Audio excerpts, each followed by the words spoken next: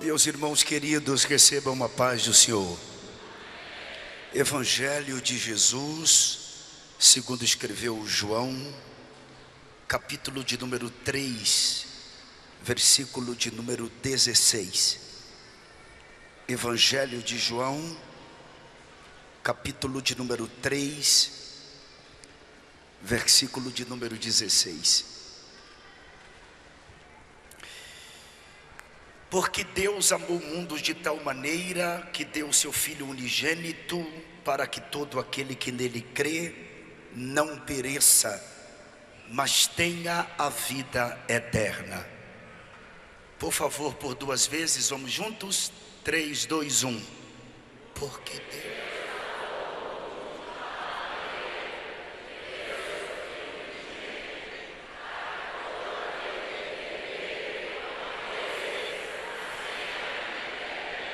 Mais uma vez, porque Deus...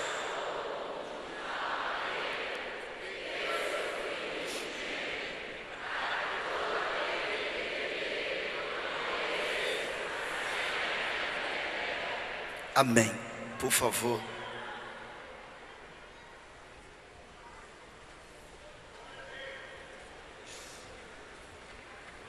João 3, versículo 16 é conhecido por nós que estudamos a Bíblia como o texto de ouro do Novo Testamento.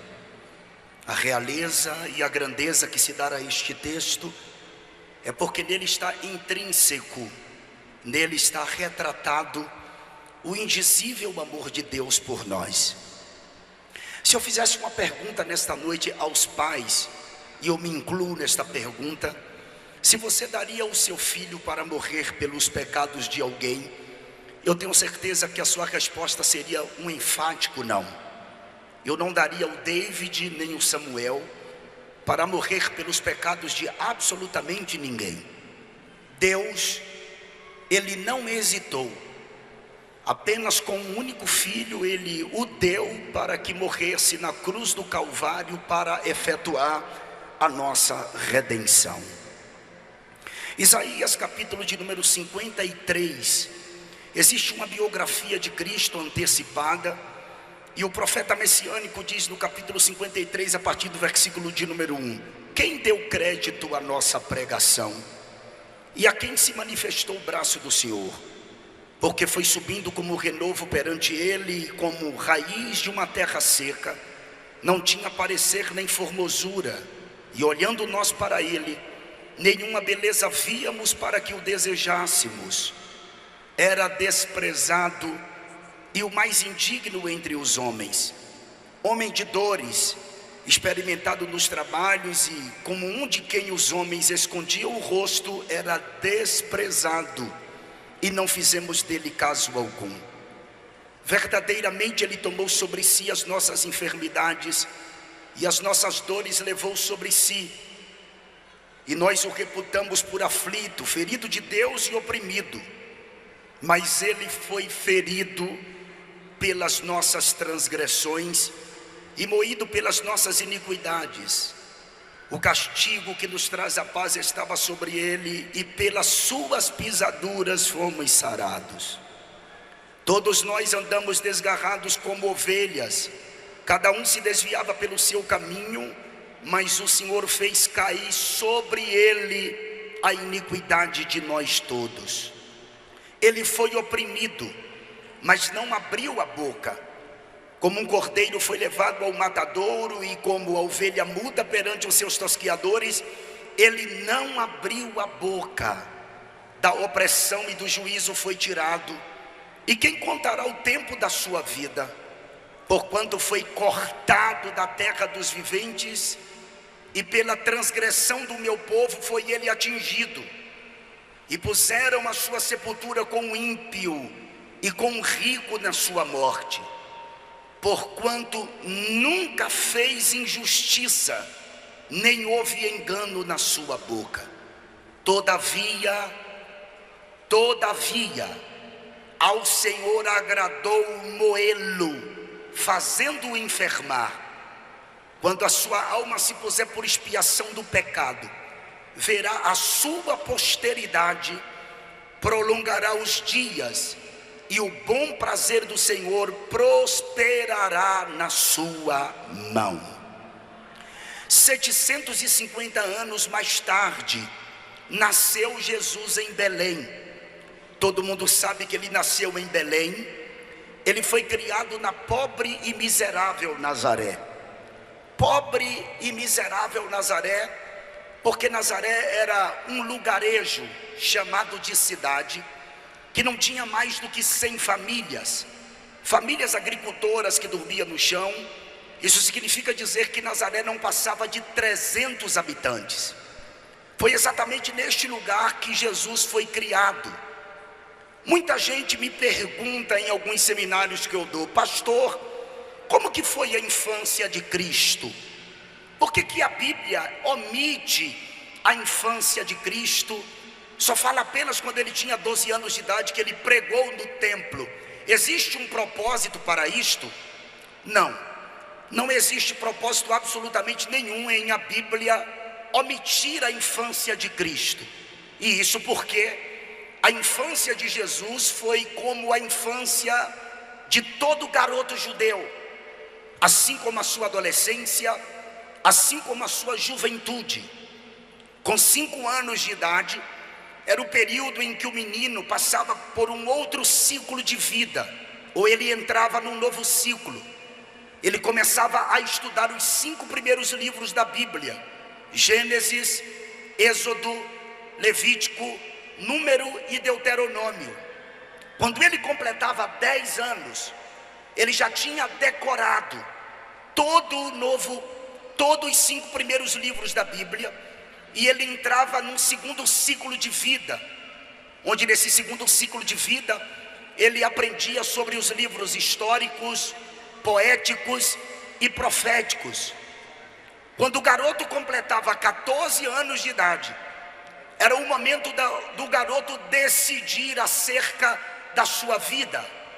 Ou ele iria aprender aos pés de um mestre, ou senão ele iria dedicar-se à profissão do seu pai. Como Jesus não tinha um mestre à altura para ensiná-lo, Jesus optou a dedicar-se à profissão do seu pai. Isso significa que Jesus trabalhou durante toda a sua vida com prego, martelo e madeira, os instrumentos da sua própria crucificação. Quando ele completa 30 anos de idade, ele coloca a sua caixa de ferramenta nos ombros, vai até o Rio Jordão. Lá é batizado pelo seu primo João Batista, e a partir de então dá-se início ao seu ministério. Quando Jesus começou a pregar, Jesus se estabeleceu na cidade de Cafarnaum, uma cidade naquela época considerada uma grande cidade, com cerca de 3.000 habitantes. Jesus não só passou a residir em Cafarnaum, como também Cafarnaum se tornou sede do seu ministério. Quando Cristo começa a pregar, várias invejas surgiram por conta das facções religiosas existentes naquela época. O Evangelho segundo escreveu Lucas, no capítulo de número 4, versículos 28 e 30, diz que na primeira pregação que Jesus fez, tentaram matá-lo. A verdade é que nos dias de Jesus existiam pelo menos 26 facções religiosas, mas a maior e mais implacável e contundente perseguição sofrida por Cristo foi por conta da cúpula judaica. A cúpula judaica era composta de 3 classes de pessoas que viviam interligadas entre si. Eram eles os escribas, os homens inteligentes daquela época, os chamados copistas da lei, os anciãos, que eram os homens dotados de caráter maduro, que tinham habilidade para aconselhar as pessoas que lhes procuravam, e os fariseus, que controlavam 60% do povo no quesito religião. Escribas, anciãos e fariseus formavam uma cúpula judaica.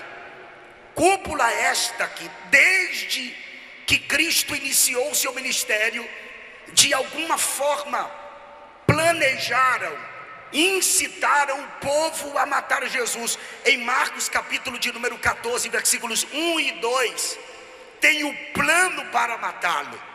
Olha o que está escrito: faltavam apenas 2 dias para a Páscoa e para a festa dos pães sem fermento, e tanto os líderes dos sacerdotes como os professores da lei procuravam um meio de prender Jesus à traição e matá-lo. No capítulo de número 12, versículo 14 do Evangelho segundo escreveu Mateus, tem uma conspiração para matá-lo. Diante disso, saíram os fariseus e começaram a conspirar sobre como poderiam matar Jesus. Em João capítulo de número 11, versículos 47 a 51, o sumo sacerdote Caifás assegura que Cristo morreria pelo povo, e está escrito no versículo 46 de João 11: mas alguns deles foram contar aos fariseus o que Jesus tinha feito. Então o chefe dos sacerdotes e os fariseus convocaram uma reunião do sinédrio. O que estamos fazendo? Perguntaram eles. Aí está esse homem realizando muitos sinais milagrosos. Se o deixarmos, todos crerão nele. E então os romanos virão e tirarão tanto o nosso lugar como a nossa nação. Então um deles, chamado Caifás, que naquele ano era o sumo sacerdote, tomou a palavra e disse: nada sabeis, não percebeis que vos é melhor que morra um homem pelo povo e que não pereça toda a nação?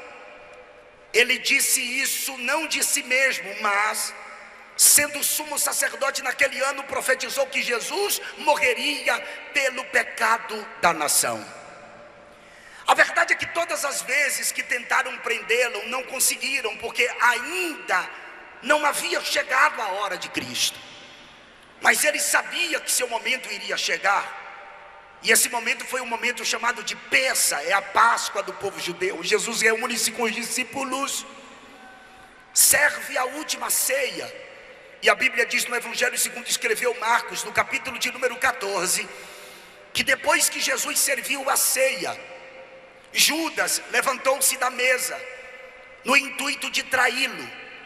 Jesus sabia que iria passar por uma madrugada de interrogatório, sabia que iria sofrer na casa do sacerdote, da casa do sumo sacerdote, mas mesmo assim, antes de se levantar da mesa e ir para o monte orar, a Bíblia diz que Jesus cantou um hino. Isso mesmo, Jesus cantou um hino. Quando ele sai dali da mesa da ceia, ele vai para o Getsêmani com os discípulos. A Bíblia diz que foram apenas Pedro, Tiago e João. O capítulo 23 do Evangelho segundo escreveu Lucas diz que quando Jesus chegou no monte, ele olhou para os discípulos e disse-lhes no versículo 40: orai para que não entreis em tentação. E apartou-se deles cerca de um tiro de pedra, mais ou menos 20 a 30 metros, e pondo-se de joelhos, orava.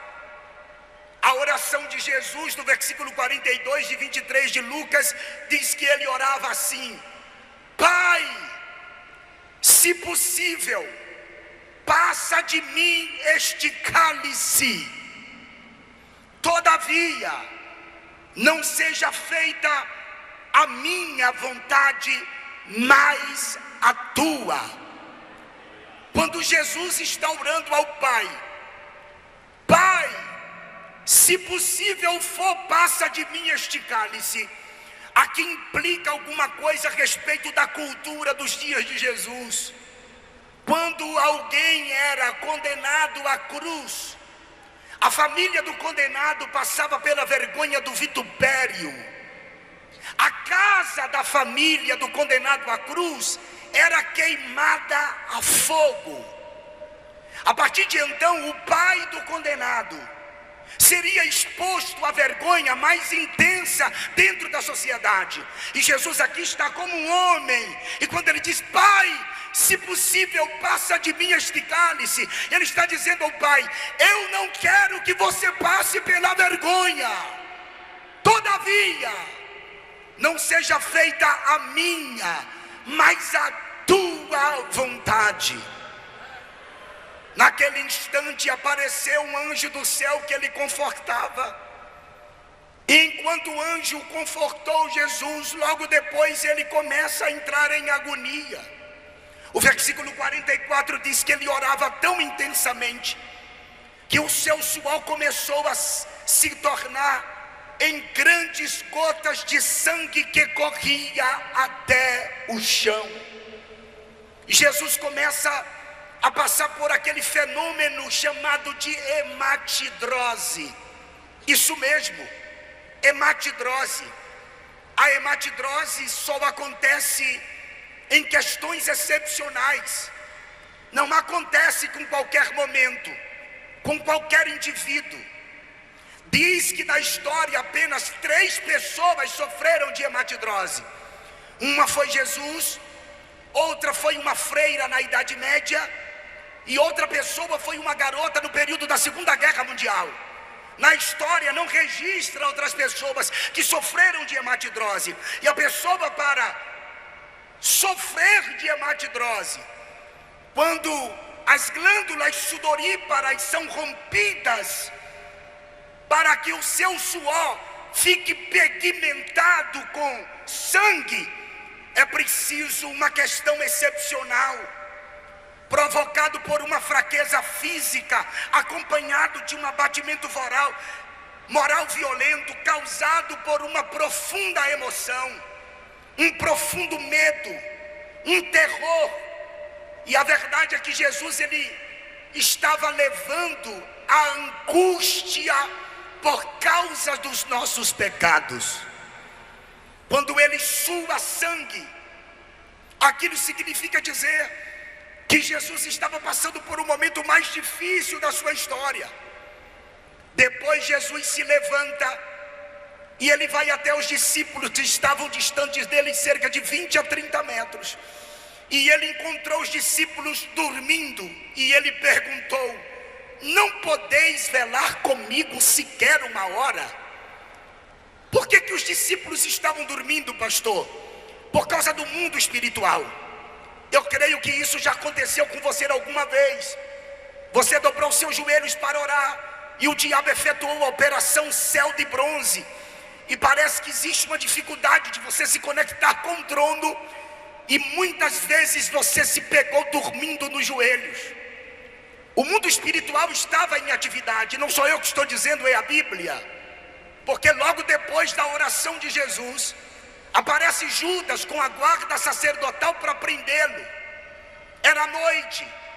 Judas teve que beijar Jesus, porque os discípulos eram parecidos com ele. Quando Judas beija Jesus, os soldados, que era a guarda do templo, o prende. O versículo de número 52 do capítulo 22 de Lucas diz: e disse Jesus aos principais dos sacerdotes e capitães do templo e anciãos que tinham ido contra ele: saíste com espadas e porretes como para deter um salteador? Tenho estado todos os dias convosco no templo e não estendestes as mãos contra mim, mas esta é a vossa hora e o poder das trevas. Quando Jesus sai aqui do Getsemane, ele é levado para a presença do sacerdote.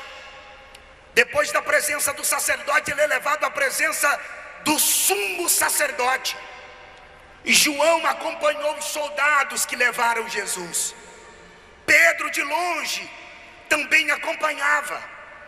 A madrugada foi intensa. Os servos do sumo sacerdote constantemente o esbofeteavam, batia em seu rosto. Pedro, que havia ido nas escondidas até ao local onde Jesus estava sendo interrogado pelo sumo sacerdote, o capítulo 18 do Evangelho segundo escreveu João diz que João era amigo do sumo sacerdote e pediu a porteira para abrir a porta para que João entrasse para o pátio da casa. Era uma noite fria. Pedro se aquentava no lume da fogueira. De repente, o versículo de número 17 do capítulo 18 do Evangelho segundo escreveu João, diz que a porteira olhou para Pedro e perguntou para ele: não és tu um dos discípulos deste homem? E respondeu Pedro e disse: não sou. Versículos 25 do capítulo 18 do Evangelho de João. E Simão Pedro estava ali e aquentava-se, e disseram-lhe, pois, não és tu um dos seus discípulos? E ele negou pela segunda vez e disse: não sou. Versículo de número 26 e 27. E um dos servos do sumo sacerdote, perante aquele a quem Pedro cortara a orelha, disse: não te vi eu no horto com ele? Pedro negou terceira vez, e logo o galo cantou. Pastor, por que o galo cantou quando Pedro negou pela terceira vez? O galo aqui não significa apenas a ave que canta. Aqui significa pelo menos duas coisas. Primeiro, era o momento da troca da guarda romana. Os soldados que passaram a noite iriam para o descanso e outros assumiriam o posto. Segundo, era o momento em que os sacerdotes iam remover a cinza do altar do holocausto do templo, colocar nova lenha para ser queimado um novo holocausto. Ou seja, a crucificação estava começando. Quando amanhece o dia, pegaram Jesus e levaram-no à autoridade chamada Pilatos. Pilatos olha para Jesus, descobre que ele havia nascido na jurisdição de Herodes, e Pilatos pede aos seus soldados que levem Jesus à presença de Herodes. O capítulo 23 do Evangelho segundo escreveu Lucas, está escrito no versículos 11, 12, 13 e 14, que quando Herodes recebeu Jesus juntamente com seus soldados, o desprezou, escarneceram de Jesus, vestiram-o com uma roupa resplandecente. E sabe o que Herodes fez? Pegou Jesus e enviou de volta a Pilatos. Por que Pilatos envia Jesus a Herodes e Herodes torna a enviá-lo a Pilatos? Porque eles dois estavam brigados politicamente. E a Bíblia quem diz isso, versículo de número 12 de 23 de Lucas: e no mesmo dia Pilatos e Herodes entre si se fizeram amigos, pois dantes andavam em inimizades um com o outro. Quando Pilatos recebe Jesus de volta, a Bíblia diz que Pilatos ordenou que o flagelasse. O flagelo era algo insuportável. E a verdade é que depois do flagelo, a autoridade por nome Pilatos era para soltar Jesus. Eu creio que a maioria dos que estão aqui já viram aquele filme de Mel Gibson chamado de A Paixão de Cristo. No meu ponto de vista de investigador desse assunto, ninguém relatou tão apropriadamente a crucificação de Jesus e o seu flagelo como este filme A Paixão de Cristo. E se os senhores não conhecem esse filme, por favor assista. Inclusive, procure no YouTube o ator principal chamado de Jim Caviezel, que por conta do filme que protagonizou, ele acabou se convertendo, e o seu testemunho é extraordinário. É impossível você não chorar com o testemunho desse indivíduo, que diz ele que sofreu retaliações depois do filme. Inclusive, depois do filme, Hollywood nunca mais o convidou para fazer um grande papel. O flagelo era insuportável. O prisioneiro, o condenado, apanhava nas costas, na frente, até mesmo na sola dos pés. Os soldados mais fortes empunhavam azorragues com bolinhas de chumbo ou ossos de carneiro em tiras múltiplas, e batia com tanta violência no condenado, que perfurava o tecido humano e grudava até mesmo nos ossos e nas costelas do condenado. Jesus passou por tudo isto. Depois do flagelo, pegaram Jesus e apresentaram a Pilatos. Pilatos tinha autoridade para soltar Jesus. A Bíblia diz que era Páscoa, e por ocasião da Páscoa devia se soltar um prisioneiro. Vale lembrar que isso aqui não é um princípio bíblico, isso aqui é um costume que os judeus criaram de soltar alguém por ocasião da Páscoa. O capítulo 18 do Evangelho segundo escreveu João, versículo de número 39.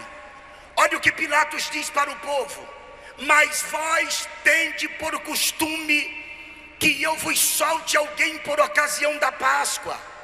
Querei, pois, que eu vos solte o rei dos judeus? Pilatos era para ordenar a soltura de Cristo, mas ele vai perguntar aos judeus o que os judeus gostariam que ele fizesse. Os judeus responderam: nós não queremos que você solte Jesus, nós queremos que você solte Barrabás. Barrabás era um terrorista, um inimigo público, um inimigo do Estado, um indivíduo que havia causado problemas graves para as autoridades daquela época. Mas mesmo assim, o povo disse: nós queremos que você solte a Barrabás. E lógico, dentro do ponto de vista lógico, se eles pediram que soltasse a Barrabás, logo Pilatos devia trancafiar Jesus ou prendê-lo. Só que Pilatos pergunta: e o que eu faço com Cristo? A multidão respondeu: crucifica-o, crucifica-o. Pilatos, que morava na Fortaleza Antônia com a sua esposa Cláudia, perguntou isso estando na parte superior da sua casa. A multidão estava no pátio gritando: crucifica-o, crucifica-o. E Pilatos desce as escadas, vai até o pátio da casa, entrega Jesus no meio da multidão. Dali a multidão assumiu, pois agora Jesus é conduzido até o Gólgota. Da casa de Pilatos até o Gólgota era 1 hora, o indivíduo levando a cruz nas suas costas. A verdade é que não era uma cruz, senhores, e por favor, isso aqui é bom que vocês entendam. Não era a cruz inteira, era o patíbulo. O patíbulo da cruz é a parte horizontal, onde se coloca as mãos. O estirpe da cruz, a parte vertical, ficava no monte. E por que não era a cruz inteira, pastor Denilson? Porque ninguém suportava o peso do estirpe e do patíbulo. Porque a cruz inteira pesava aproximadamente 140 quilos. Somente o patíbulo pesava em torno de 60 quilos. O indivíduo não tinha como levar em suas costas, e ele pega o patíbulo e ele vai caminhando em direção ao Gólgota. A multidão fez um corredor móvel até chegar no Monte Caveira. Enquanto ele caminhava, o povo chutava, esbofeteava-o, cuspia ali. Ele estava muito fraco, apático, ele estava com fome, com sede. A Bíblia diz que ele caiu algumas vezes. Teve um momento que ele caiu, que viram que ele tinha dificuldade de se levantar, e pegaram um homem por nome Simão de Cirene, ou Simão Cirineu, e constrangeram a levar a cruz. Isso aqui vale a sua vida, porque quando a gente não suporta levar a cruz, que está tão pesada, por favor, não desista, porque sempre aparece um Simão Cirineu para nos ajudar. Sempre o Espírito Santo está presente para nos dar uma mãozinha. Ele vai caminhando mesmo assim. Quando chega no monte, Deitaram Jesus no estirpe que estava no chão.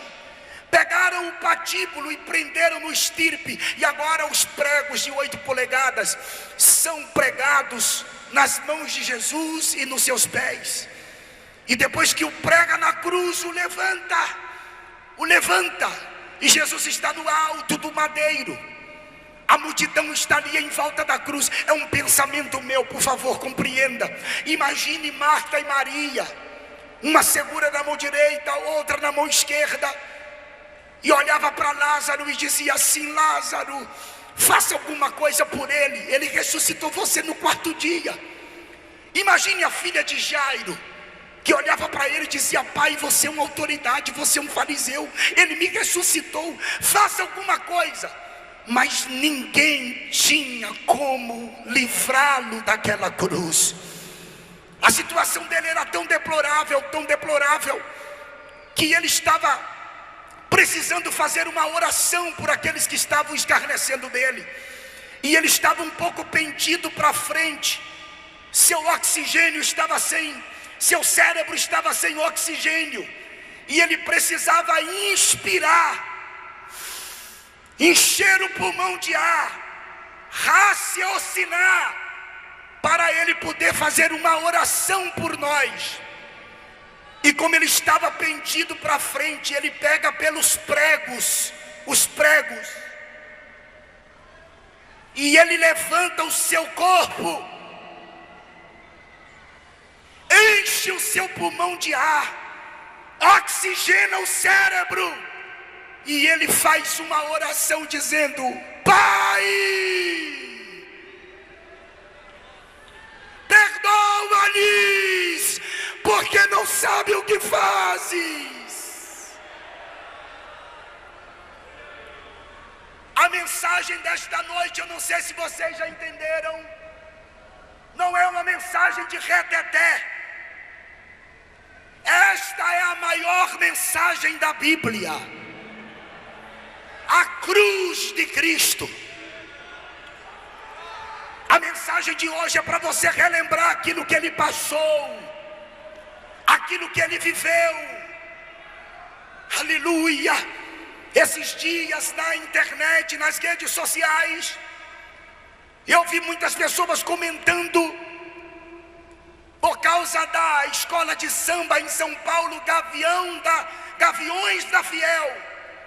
Inclusive deputados emitiram nota de repúdio, porque a Gaviões da Fiel colocou 2 atores, um representando Cristo e o outro Satanás.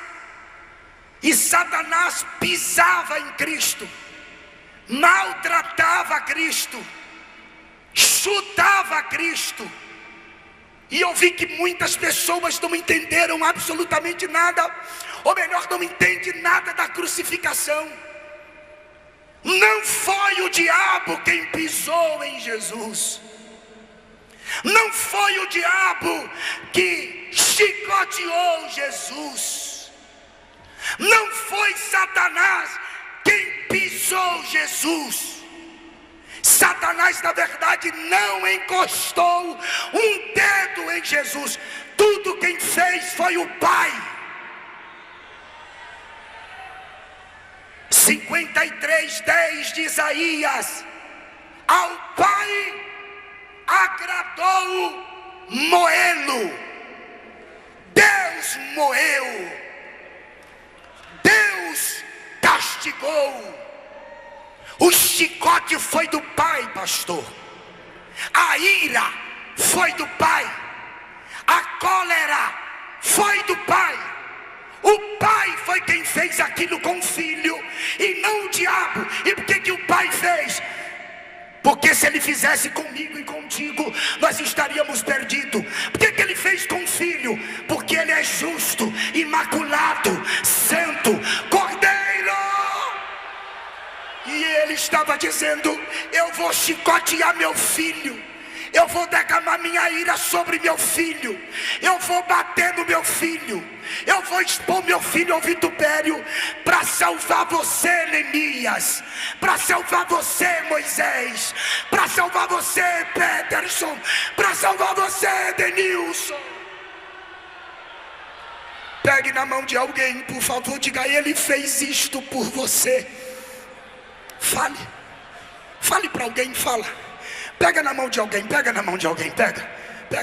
Ele fez isto por você. Ele fez isto pelo senhor, pastor. Ele fez isto. Aleluia. Aleluia. Aleluia. Aleluia. O diabo não encostou a mão nele, pelo contrário, o diabo não queria que ele fosse para a cruz.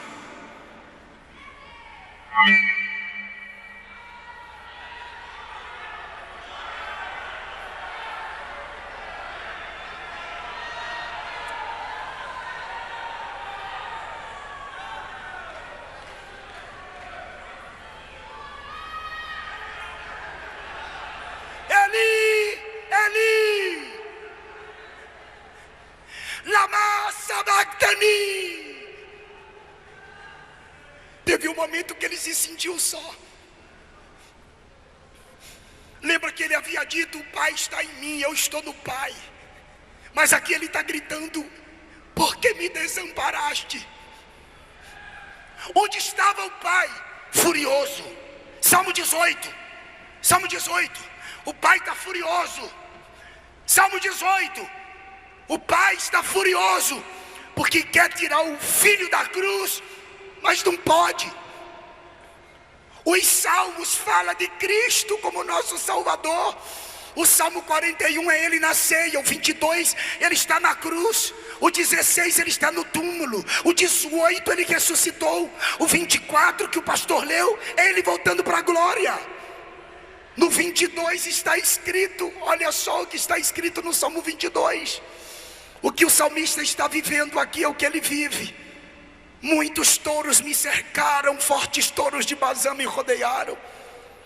Abriram contra mim suas bocas, como leão que despedaça e que ruge. Como água me derramei, e todos os meus ossos se desconjuntaram. O meu coração é como cera e derreteu-se dentro de mim. Isso fala do amor dele por nós. A minha força se secou como um caco. Ele estava fraco. E a minha língua se apega ao paladar. Me puseste no pó da morte, pois me rodearam cães. O ajuntamento dos malfeitores me cercou. Traspassaram-me as mãos e os meus pés. Pastor Denilson, por que o pai estava tão irado? Porque não podia. Ele podia. É paradoxal, tá? Ele podia tirá-lo da cruz, mas ao mesmo tempo não podia, porque ele nos amou. Deus amou o mundo de tal maneira que deu seu Filho unigênito, para que todo aquele que nele crê não pereça, mas tenha vida eterna. O sofrimento dele foi tão intenso, que ele pegou e se rendeu. Ouça isto aqui: ele se rendeu. Não foi a morte que o matou. A morte não matou Jesus. Foi ele quem se rendeu, dizendo: Pai. O reverendo Moon disse que veio para cumprir aquilo que Jesus não cumpriu, porque Jesus morreu em missão. Ele se enganou. Antes de morrer, Jesus gritou: Pai, está consumado.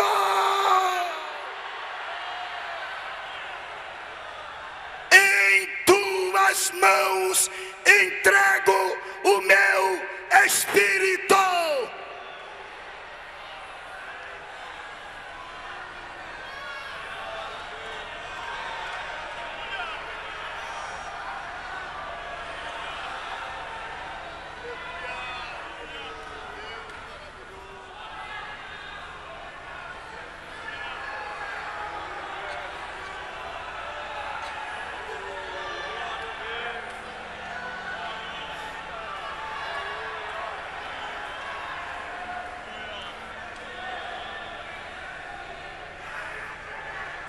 Quando ele expirou, ele vai para o tabernáculo celestial.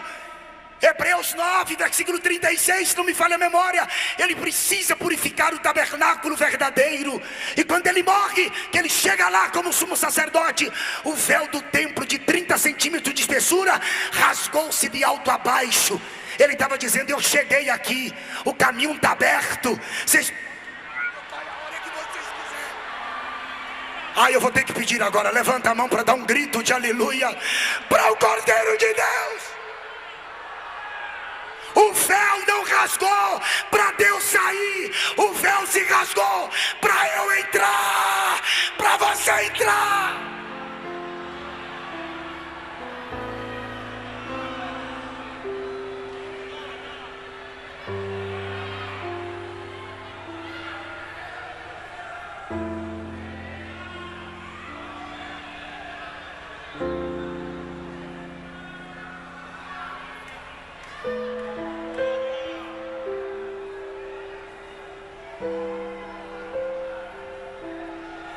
Ele estava dizendo: eu cheguei aqui, eu venci.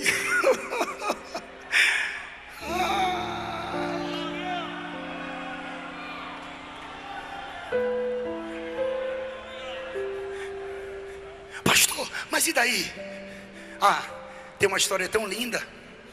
Se você quiser saber, você compra o meu livro Inferno, Ficção Realidade, que está ali fora, para você entender como foi que aconteceu depois. Eu corri muito. Ele muda as vestes porque ele tem que ir no mundo dos mortos. E bíblica e teologicamente é provado isso através dos tipos. Por que ele muda de roupa? Porque ele precisa ir no mundo dos mortos, do chamado de Hades. Ele vai anunciar sua vitória. Ele não prega o Evangelion, boas novas de salvação. Ele só anuncia. O seio de Abraão estava lá. Abraão. Por que seio de Abraão? Por causa da esperança de Abraão. E por que estavam ali? Porque aqueles que morriam em Deus no Antigo Testamento não podiam subir, porque havia uma separação entre Deus e o homem. Mas agora o véu rasgou-se. Lembra do que Jesus disse ao ladrão da direita, o Dimas? Hoje estarás comigo no paraíso.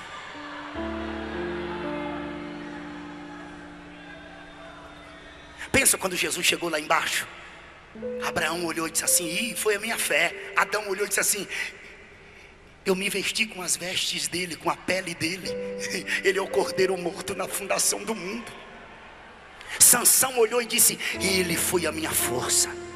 Manoá gritou: eu o vi numa coluna de fogo. Isaac disse: ele é o poço que deu águas vivas.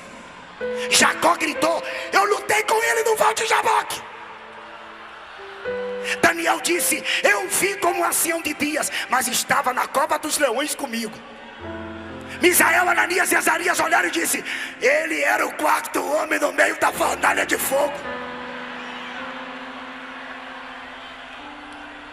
Ezequiel olhou e disse: ele é o rio que por onde passa os charcos de lodo são sarados e tem muitos peixes. Isaías gritou: ele é Emanuel, mas é maravilhoso conselheiro, Deus forte, Pai de eternidade. Ele é príncipe da paz. Os ateus dizem que ele não é nada. Os comunistas dizem que ele foi um revolucionário. Os panteístas dizem que ele é uma essência. Os maçons dizem que ele foi o arquiteto do universo. Os budistas dizem que ele foi um criador de religião. Os islâmicos acham que ele é menor do que Maomé. Os espíritos dizem que ele é um espírito evoluído. Silvio Santos disse que ele é um político. Se viesse hoje, seria um político como Luiz Inácio Lula da Silva, Ciro Gomes ou outro qualquer. Mas Maria Madalena olhava para ele e dizia: é o Rabundi do jardim. Bartimeu disse: é o prazer de enxergar. Lázaro disse: melhor amigo não tem. João diz: é o amor. Pedro disse: é a pedra que a igreja, a Assembleia de Deus de Betim está edificando. Paulo disse: ó, a profundidade das riquezas, tanto da sabedoria como da ciência de Deus. João Batista disse: ele é Rei Serra, Elohim, Hanishó, Ed Hatat, Haaret. Ele é o Cordeiro de Deus que tira o pecado da terra. E a 14ª escola bíblica de obreiros de Betim, para ela Só Jesus é quem salva, quem liberta, quem cura, quem batiza com o Espírito Santo e vai voltar para arrebatar a sua igreja.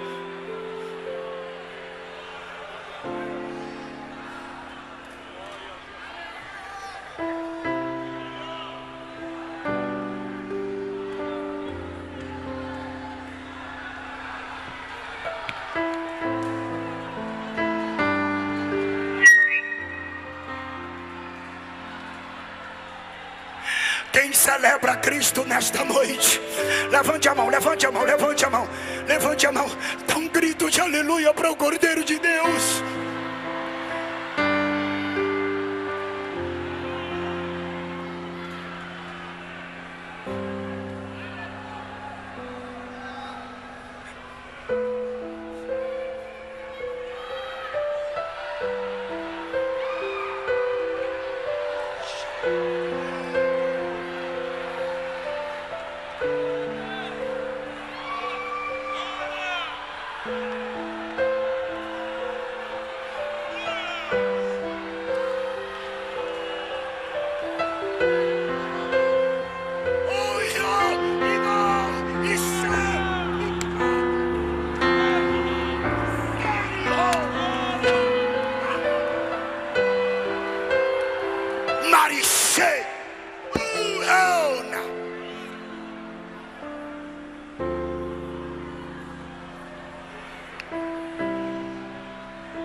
A morte tentou prender ele quando ele chegou no mundo dos mortos. Atos dos Apóstolos diz que a morte lançou grilhões, cadeias, mas a morte não podia retê-lo, não tinha como prendê-lo. Ele quebrou os grilhões, as cadeias.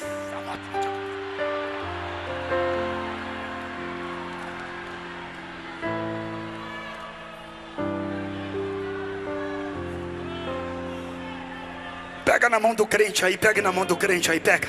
Fala, tudo isso ele fez por você, fala.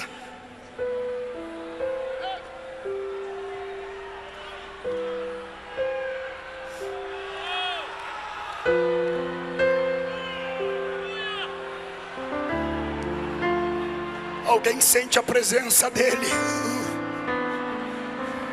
Alguém sente a presença dele. Alguém sente a presença dele. Alguém sente a presença dele nas arquibancadas. Alguém sente a presença dele. Alguém sente a presença dele. Então celebre a ele. Eu quero terminar a mensagem de pé porque meu tempo está chegando. Fica de pé, fica de pé, fica de pé, fica de pé, fica de pé.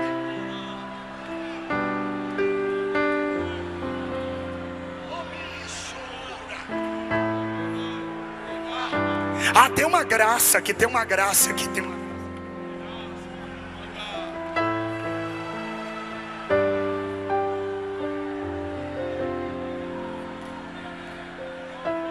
Domingo de manhã cedo, as mulheres do sepulcro. Quem? Maria Madalena. Quando chega no sepulcro, o sepulcro estava vazio, o sepulcro estava aberto.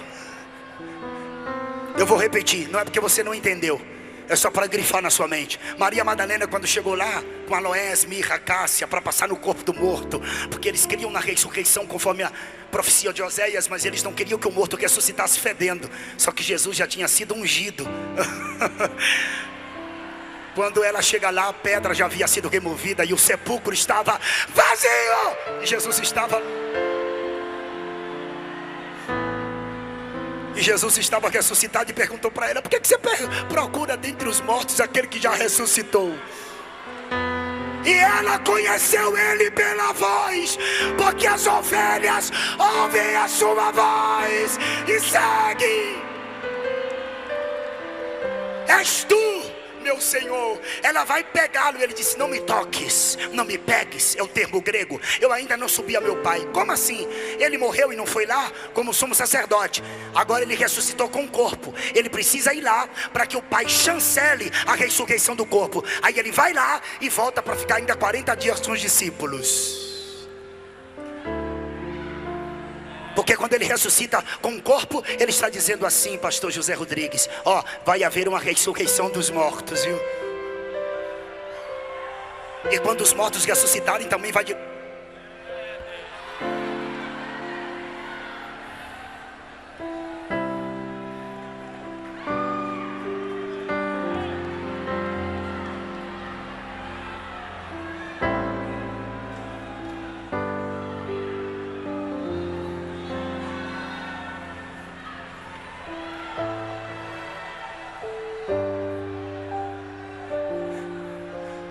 Vai e avisa para Pedro que eu estou vivo. Por que avisar para Pedro? Que Pedro havia negado. Em outras palavras, ele estava dizendo: diga a Pedro que eu perdoo ele, que ainda está de pé o meu pacto com ele. Diga a ele que ele me negou, mas não esqueci dele não, está de pé. Eu venci por ele, inclusive. Avisa lá para ele. Eu tinha tanto para dizer a vocês, estou procurando aqui os espaços. Eu quero terminar.